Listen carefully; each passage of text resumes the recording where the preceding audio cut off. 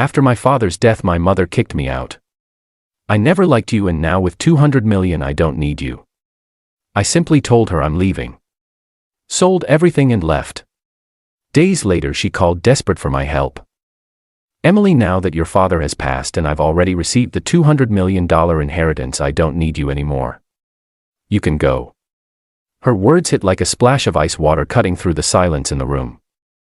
It was my mother staring at me with that same cold look she never tried to hide. Yes. It hurt. Of course it did. But deep down I saw it coming. I took a deep breath, gave a polite smile, and replied, all right. I'll leave.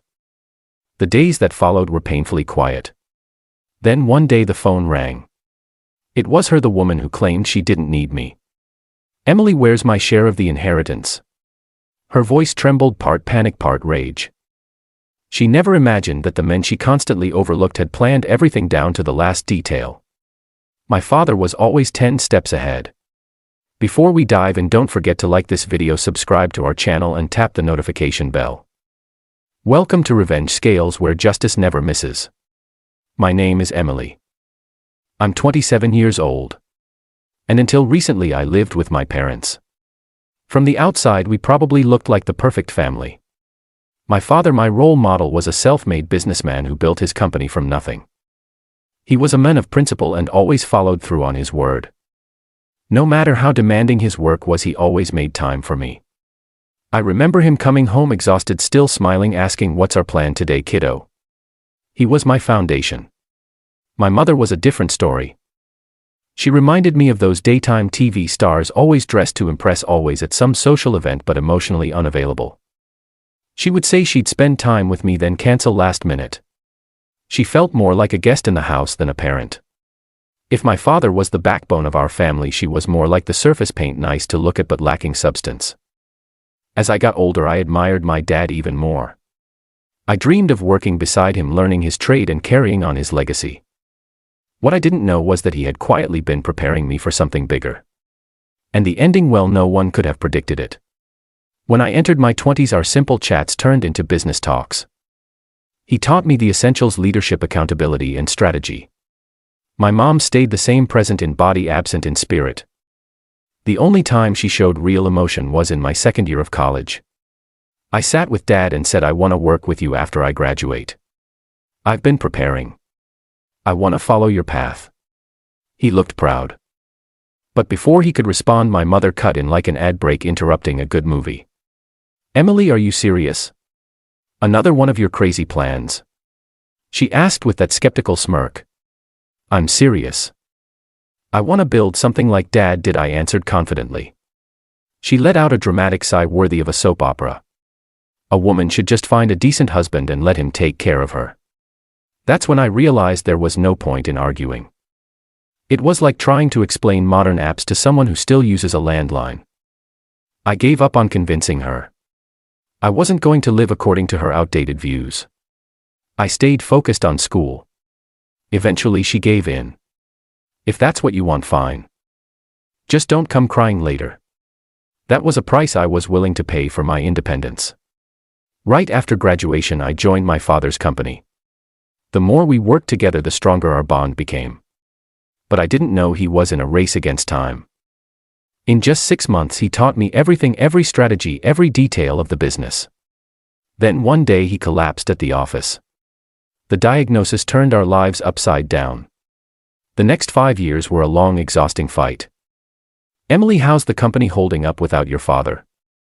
My mother asked, masking her doubt with a thin layer of concern. It's a challenge, I responded with confidence, but Dad left me everything I need. The look she gave me, part disbelief, part irritation, only confirmed I'd made the right choice. Well, just make sure you don't drive the company into the ground, she said, her tone carrying the familiar hint of I told you so. Second generations tend to do that. During my father's illness, I kept to myself more. Arguments with my mother became routine.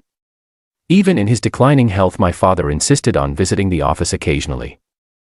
Every time he stepped through those doors, you could tell he still viewed the company as his domain, even though he knew it was time to let go. These employees, this company, they mean everything to me, Emily, he told me once, his voice cracking. But I know I have to let them go. His words stayed with me heavy in my chest. I don't know if I can be like you, Dad, I admitted quietly, a lump forming in my throat. But I promise I'll do everything I can to protect what you built. That was the moment my life changed. He didn't just leave me a company. He gave me a dream. Something he built from nothing with his own 2 hands. From then on, my days blurred together. I handled business affairs all day and spent evenings at the hospital. That routine became my source of strength. My mother, meanwhile, did the bare minimum, bringing fresh clothes, sighing heavily like every visit was a burden. I often caught myself wondering, did she ever feel any gratitude, any empathy? Seeing my father so weak after all his sacrifices shattered me. And still she focused on the insignificant while he never stopped giving his all. For a year I kept going, working long hours, visiting the hospital, surviving on little sleep and endless concern. Then one day he quietly passed away in his sleep. In the whirlwind of funeral planning, hospital bills, and legal paperwork, I didn't have time to grieve. As always, my mother expected me to take care of it all. She'd never stepped outside her comfort zone. The day after the funeral, just when I thought I might catch my breath, she came to me. "Well, now that the funeral's over, I bet you feel relieved," she said casually, as if mourning was just another item to check off a list. I took a deep breath. I didn't expect compassion from her after all. I knew who she was. "Please leave this house," she said suddenly. "I just inherited $200 million from your father. I don't need you anymore." She said it like she was reading a script without a trace of feeling. Her words hit me not because they surprised me, but because no daughter should ever have to hear something like that from her own mother. Arguing with her would have been pointless, like trying to stop a cat from chasing birds. Did she truly believe that money replaced love? That wealth erased all responsibility? With 1,000 thoughts swirling, I made up my mind to leave. By the next day I had packed up, sold my things, and tied up all loose ends. My mother was stunned by how quickly I left. She didn't realize I had been planning this for months. But most importantly, she didn't know my secret. Even though she believed she'd inherited $200 million, the truth was very different. My father had entrusted full control of his estate to me. "Your mother doesn't understand the value of money," he once told me. I remembered his instructions clearly. He made me the sole heir and gave me the responsibility of managing her basic expenses. "If you give her everything at once, she'll blow through it in no time," he warned. "And if she complains, don't give her another dime." He said it half joking, half serious. What he left me wasn't just an inheritance. He also gave me a small CD chip with a personal video message direct to my mother. I never imagined I'd need to use it, but recent events changed everything. Not long after my phone rang. "Come back to the house right now," my mother demanded. Her voice tight with urgency and frustration. "I'm at work, Mom." "What's going on?" I asked, trying to remain composed. "I need to talk to you." "It's important, get here quickly," she insisted. I wasn't sure I'd actually use it, but I had to be prepared. As soon as I stepped inside, the accusations came fast like machine gun fire. "You took all of your father's inheritance, didn't you? I knew at the moment you left in such a hurry. Hand it over now." Her greed filled the room like a thick fog. I looked at her silently for a few seconds, debating whether to answer or let the video speak for me. "You're unbelievably selfish. You can't even be a proper daughter," she said sharply. I didn't argue. Instead, I simply handed her the SD card. Her face changed from rage to confusion. "What is this?" she asked, turning the card in her hand like it was a foreign object. "You probably don't even know how to play it," I said. My disappointment hidden behind dry sarcasm. I pulled out my laptop, inserted the card, and started the video. The screen lit up and there he was. My father, as vibrant as I remembered him. My heart skipped a beat. I set the laptop on the table and stepped out, giving her privacy to watch it alone. As I walked down the hallway, I wondered, would his words truly reach her? She had never questioned him in life, but now when I returned, she sat there silent, tears running down her face. I couldn't believe it. I didn't even know she could cry like that. Curiosity tugged at me. What had he said to move her so deeply? But I didn't ask. Maybe I was afraid, maybe it was something only meant for her. "Mom, are you okay?" I asked gently. She wiped her tears with trembling fingers. "Yes. I'll be all right. I understand now. I'll honor what your father said, and from now on I'll leave everything in your hands. Please go home for today. Call me when you have a moment. I nodded. She needed time. As I drove home, her words lingered in my mind. How did he still manage to reach her so deeply even after death? Days passed, then weeks. Still no word from her. Her silence started to worry me. One afternoon during lunch I decided to check on her. I knocked on the door, no answer. The house was empty. That evening I returned. This time the lights were on. I felt relieved. Sorry for showing up unannounced, I said as she opened the door. I came by earlier but no one was home. I got a little worried. I was at my part-time job, she replied casually, like it was the most normal thing in the world. A part-time job, I repeated, stunned. I had always seen her as someone completely opposed to working, almost allergic to the idea. Her sudden shift left me speechless. How did this happen? I asked. Did you watch the video? The one meant just for you. She nodded and slid the SD card toward me. You should watch it too, Emily. Take it with you. Are you sure? I asked, feeling a knot form in my stomach as I picked up the tiny chip. Go ahead, she said quietly. Her expression was unreadable. I returned to my office feeling an odd weight on my chest. I sat in the chair that used to be my father's, took a deep breath and inserted the card into the computer. The screen came alive with his image, familiar, comforting. My dear, he began, his voice steady and thoughtful. If you're watching this, it means you couldn't reach Emily, he began just as he always had. First, thank you for helping me raise Emily. Without you, I couldn't have managed the business and cared for her at the same time. His words echoed through the room, but something in his tone made me uneasy. Then came the moment that changed everything. You took care of Emily even though she wasn't your biological daughter. And for that I'm deeply grateful. It felt like time froze. What was he saying? I'm not his daughter. His words hit me like a thunderclap. But he continued, unaware of the emotional storm he had just triggered. You've stood by me all these years. In doing so, you gave up your own goals. You made it this far without much help or support, and I know I'm partly to blame.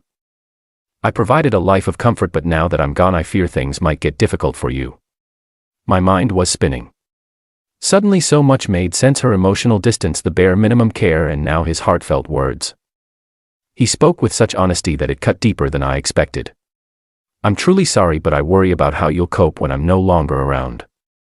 I slowly shut the laptop.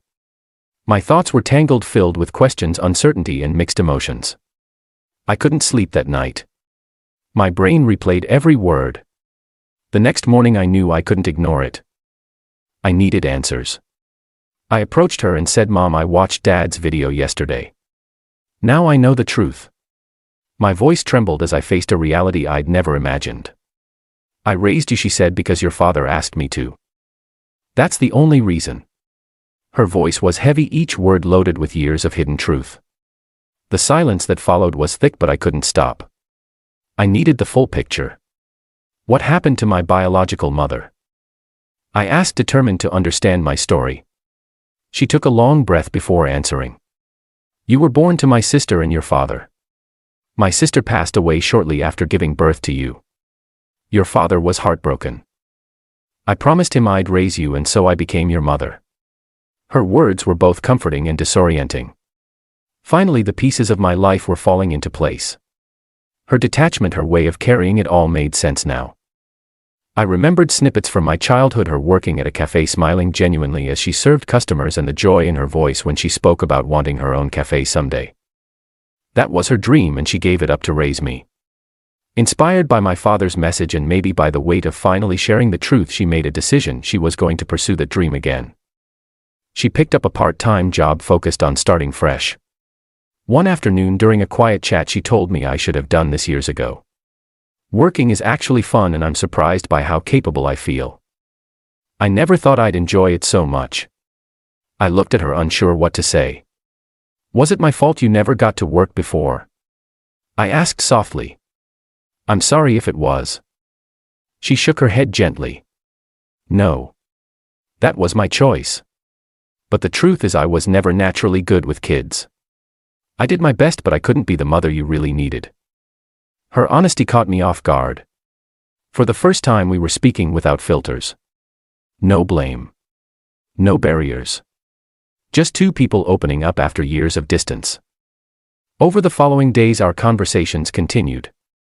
Slowly we began to understand each other not only as mother and daughter but as two women reconnecting after years of silence. And it was during one of those talks that we decided together to use part of the money my father had left behind enough to help fund her dream cafe. Since she started working, my mom had changed. She became more grounded and thoughtful. When we discussed using part of the inheritance for the cafe, she hesitated. It was a clear shift from the woman who once asked me to leave the house without a second thought. While managing my own job, I supported her throughout the process of opening the cafe. We began spending more time together, sharing responsibilities and small moments. Something unexpected happened. Our relationship slowly began to grow. It wasn't perfect or easy, but for the first time it truly felt like a mother-daughter bond. Though our relationship had started in a very different way, something meaningful was finally taking shape. When it came to everyday expenses, my mom stood firm. She insisted on covering them with her own income, refusing to touch my father's inheritance. "Promise me you'll let me know if you're ever struggling." "Dad trusted me to look after you," I said, genuinely concerned. She gave a soft smile, revealing the independence she had been steadily building. "I'll be fine. Living alone isn't too expensive," she replied. But when the topic returned to cafe costs, her expression shifted again. It was clear she still wanted to maintain her independence but also recognized she might need support. After a moment of reflection, she finally said, "I'll lean on you then. I'm really looking forward to this, so let's both give it our best." Her drive was unmistakable, and so was the hope in her eyes.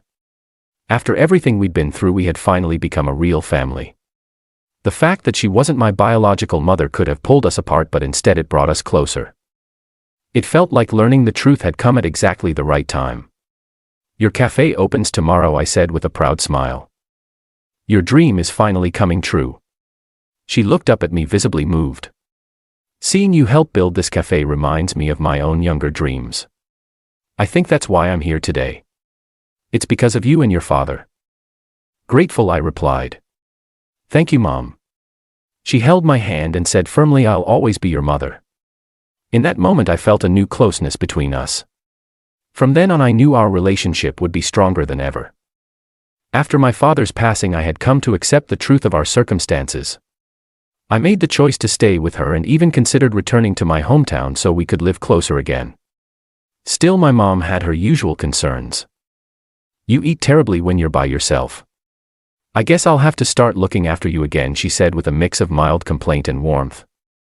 Sometimes I imagined how surprised and proud my father would be if he could see how close we'd become. His home, his business, and the inheritance he left behind, everything was now safe in my care. As our bond deepened, I made a decision. I would honor the legacy he left us every day. Together we began visiting the graves of both my father and my biological mother, my mom's older sister, to share updates about our lives. Those quiet visits brought a sense of peace and connection, as if we were showing them that everything had finally settled into place. After completing the adoption process, I was officially registered as my mother's daughter. It was more than just paperwork. It was the affirmation of a bond that went beyond blood. Today we are truly a family. This experience taught me a powerful lesson. Always seek the truth before reacting out of anger or jumping to conclusions. Sometimes the answers we search for come with unexpected lessons that help us grow. Thank you for watching. I'd love to hear your thoughts. Leave a comment below. If you enjoyed this story, please like the video and subscribe for more. Your support means so much.